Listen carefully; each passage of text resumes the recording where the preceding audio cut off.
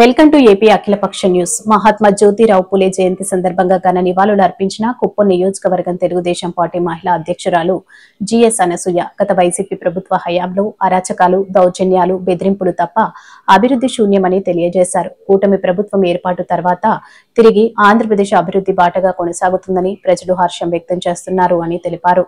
కుప్పం ప్రజలు కోరిక హంద్రినీవ ద్వారా నీరు వస్తే రైతులకు, ప్రజలకు మేలు జరుగుతుందని చంద్రబాబు నాయుడు 89% పనులు చేస్తే గత వైసీపీ ప్రభుత్వం హంద్రినీవ ప్రాజెక్టు పూర్తి చేయకపోగా బాహుబలి సినిమా షెట్టింగ్ లాగా వాటర్ ట్యాంకుల ద్వారా నీరు వదిలి నీరు ఇచ్చాము అని గారడి చేసి అపహాస్యం పాలు అయ్యారు అని తెలిపారు. చంద్రబాబు నాయుడు మహిళలకు గౌరవం ఇస్తూ ప్రాధాన్యత ఇస్తున్నారని కొనియాడారు. భువనేశ్వరి మహిళతో ముఖాముఖి నిర్వహించి సమస్యలు పరిష్కారం చేస్తున్నారని తెలుపుతూ అనంతరం కుప్పం నియోజకవర్గం తెలుగుదేశం పార్టీ మహిళా అధ్యక్షురాలు జిఎస్ అనసూయ పలు అభివృద్ధి కార్యక్రమాల గురించి, కూటమి పరిపాలన గురించి ప్రసంగించారు.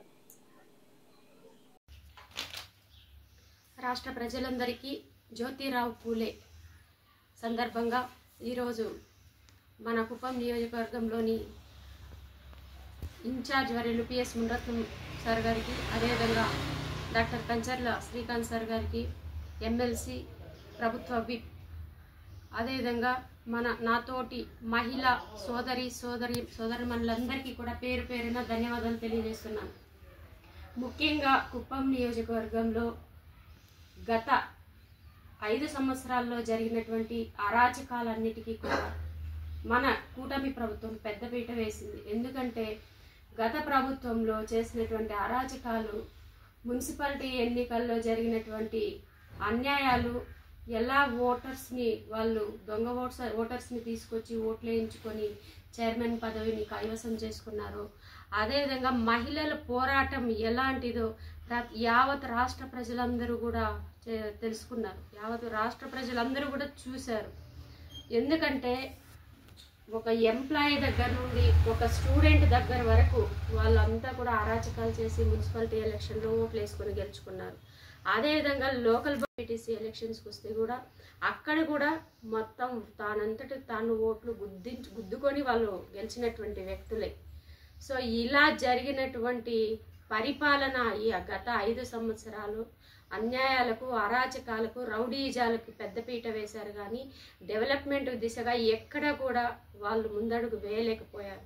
ఈ రోజున 2024లో కూటమి ప్రభుత్వం ఏర్పాటైన తర్వాత కూటమి ప్రభుత్వంలో జరుగుతున్నటువంటి మనకు అభివృద్ధి కార్యక్రమాలన్నీ కూడా నారా చంద్రబాబు నాయుడు గారు మన కోసం ప్రజలు బాగుండాలి, ప్రజలకు ఎలాంటి అపకీర్తి తీసుకురాకూడదు, ప్రజలు సామరస్యంగా తానంతట తాను వాళ్ళ కాళ్ళ మీద వాళ్ళు స్వయంగా నిలబడాలన్న ఉద్దేశంతో మన రాష్ట్రంలో చేయడమే కాకుండా కుప్పం నియోజకవర్గం మీద ఒక గొప్ప ఫోకస్ పెట్టడం జరిగింది.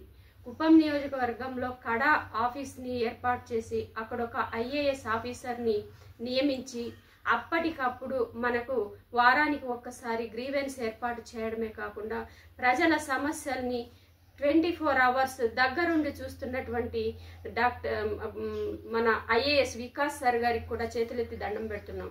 ఎందుకంటే ఈ రోజున మన కుప్పం నియోజకవర్గంలోని ప్రజలు సంతోషంగా ఉన్నారనంటే అక్కడ జరుగుతున్నటువంటి అభివృద్ధి, అక్కడ చేస్తున్నటువంటి నాయకులు చేస్తున్నటువంటి 24 hours ఎలా అయితే ప్రజలకు అందుబాటులో ఉన్నారో ఈరోజు ప్రజానీకం కూడా అదే విధంగా ముందుకెళ్తున్నారు.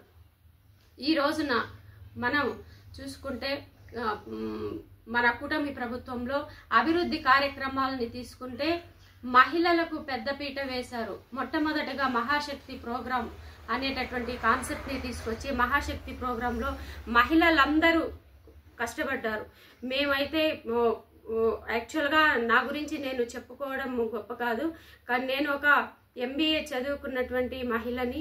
నేను ఒక జాబ్లో ఉండి రిజైన్ చేసి పార్టీ అంధకారంలోకి వెళ్ళిపోయిన తర్వాత ఈ రాక్షస ప్రభుత్వం నుండి మనం ప్రజలందరూ మేలుకోవాలన్న ఉద్దేశంతో నేను జాబ్కి రిజైన్ చేసి నేను పార్టీ కోసం పనిచేయడం జరిగింది.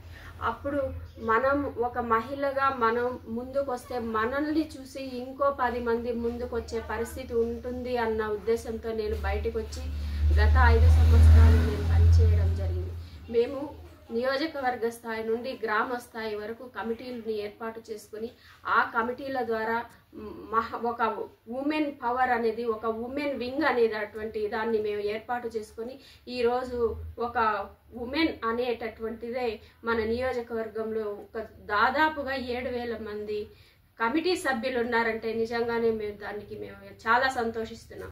ఎలక్షన్స్కి ముందు ముఖ్యమంత్రి వర్యులు నారా చంద్రబాబు నాయుడు గారు కుప్పం నియోజక పర్యటన నిమిత్తం వచ్చినప్పుడు మన మహిళా సోదరీమణులను చూసి చాలా చాలా సంతోషపడినటువంటి వ్యక్తి మన ముఖ్యమంత్రి వర్యులు. ఎందుకంటే అపోజిషన్ పార్టీలో ఇంతమంది మహిళలు నేను ఎప్పుడూ చూడలేదు, నేను మన రూలింగ్లో కూడా ఇంతమంది మహిళలను చూడలేదు అని చెప్పి సార్ అప్రిషియేట్ చేయడం జరిగింది.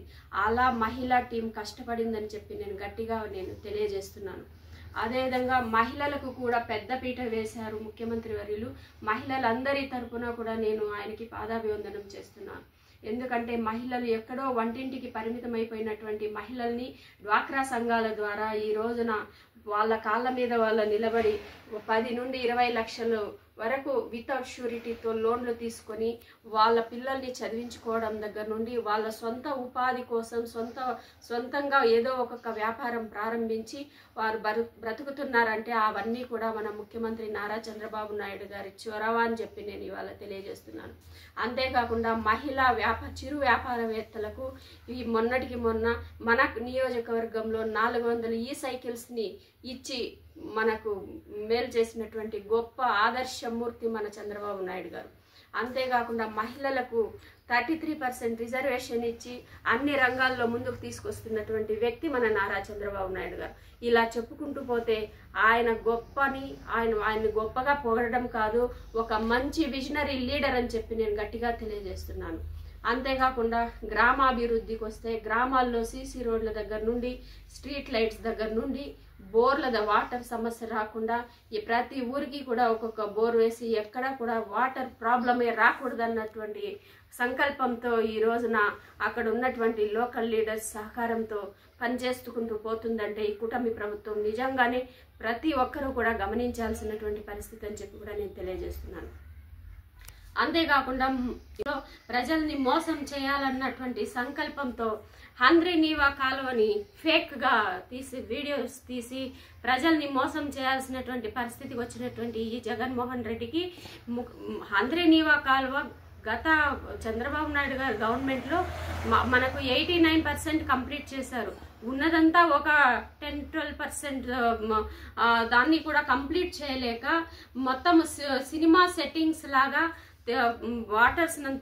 వాటర్ని తీసుకొచ్చి అక్కడ స్టోరేజ్ చేసుకొని ట్యాంకర్స్ ద్వారా వాటర్ని ఆ ఫ్లోలో వదిలిపెట్టి అక్కడ ఏదో హంద్రీ నీవా మేము కంప్లీట్ చేసాము, మేము వాటర్ వదిలినాం చూడండి అని చెప్పి వాళ్ళు ప్రలోభాలకు దిగినప్పుడు అదే వాళ్ళు వెళ్ళి అక్కడ సినిమా సెట్టింగ్ మొత్తం అయిపోగానే బాహుబలి సినిమాలో ఎలా సెట్టింగ్స్ ఉన్నాయో సో అలాగే చేశారనమాట. ఇక్కడే మాకు లోకల్లో రాజుపేట దగ్గర ప్రతి ఒక్కరు కూడా గమనించారు. అది వాళ్ళు వచ్చి వెళ్ళిన 1 అవర్కే అక్కడ వాటర్ లేదు. ఇది ఆయన చేసినటువంటి పనులు. కానీ ఇప్పుడు చూడండి శరవేగంగా హంద్రీ నీవా కాలువ పనులు మొత్తం కంప్లీట్ అయిపోయాయి. మొన్న నీటిపారుదల శాఖ మంత్రి వర్యులు రామానాయుడు గారు వచ్చి మొత్తం 3 monthsలో మొత్తం కంప్లీట్ చేసి వాటర్ని వదిలే పరిస్థితి ఉంది, మీరు ఎవరు కూడా వరి కావాల్సినటువంటి పని లేదు అని చెప్పి కూడా చెప్పడం జరిగింది. సో అలాగని హంద్రీ నీవా కాలువ పనులు మొత్తం కంప్లీట్ అయిపోతున్నాయి. దగ్గరలోనే ఒక 1 month లోపలే మనకు వాటర్ వచ్చే పరిస్థితులు కూడా కనిపిస్తున్నటువంటి పరిస్థితి అని చెప్పి కూడా నేను తెలియజేస్తున్నాను. ఈ హంద్రీ నీవా కాలువ ద్వారా రైతాంగం అనేది చాలా అభివృద్ధిలోకి వస్తుంది. ఇప్పుడు రైతులకు వాటర్ సమ్మర్ సీజన్ వచ్చిందంటే వాటర్కి చాలా ప్రాబ్లమ్స్ ఉన్నాయి. కాబట్టి హంద్రీ నీవా కాలువ ద్వారా మన బోర్లన్నీ కూడా రీఫిల్ అయ్యి రైతాంగం బాగుపడుతుంది. రైతులకు గిట్టుబాటు ధరలు కల్పించే బాధ్యత కూడా నారా చంద్రబాబు నాయుడు గారు తీసుకుంటున్నారని చెప్పి కూడా నేను తెలియజేస్తున్నాను. అంతేకాకుండా ఎన్నో సదుపాయాలు ఇప్పుడు ఎన్నో చేశారు. అంతేకాకుండా ఇప్పుడు మనకు కడా ప్రాజెక్టు వచ్చిన తర్వాత నిరుద్యోగ యువతకు ఉపాధి కల్పించడం కోసం 1M 1B ప్రోగ్రామ్స్ని తీసుకొచ్చి వారికి సపరేట్గా ఇంటర్వ్యూస్ కండక్ట్ చేసి ఎవరైతే ఏ ఫీల్డ్కి ఉన్నారో ఆ ఫీల్డ్ వాళ్ళను ఎంగేజ్ చేస్తూ వాళ్ళకు ఒక జాబ్ని ప్రమోట్ చేసే విధంగా కూడా ఈ రోజున మన కూటమి ప్రభుత్వం ముందుకెళ్తుంది.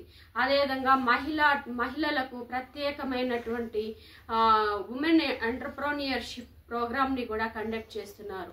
అది ఎలా అంటే మన అలీప్ అసోసియేషన్ ఆధ్వర్యంలో మన ముఖ్యమంత్రి వర్యులు శ్రీ నారా చంద్రబాబు నాయుడు గారు, అదేవిధంగా మన ముఖ్యమంత్రి వర్యులు సతీమణి నారా భువనేశ్వరి అమ్మగారి సహకారంతో ఈరోజు అలీప్ అసోసియేషన్ ఆధ్వర్యంలో సుమారుగా 2 ట్రైనింగ్స్ని కంప్లీట్ చేసుకొని వారు కూడా ఇప్పుడు వ్యాపారవేత్తలుగా ఎదగడానికి ప్రోత్సహిస్తున్నారు.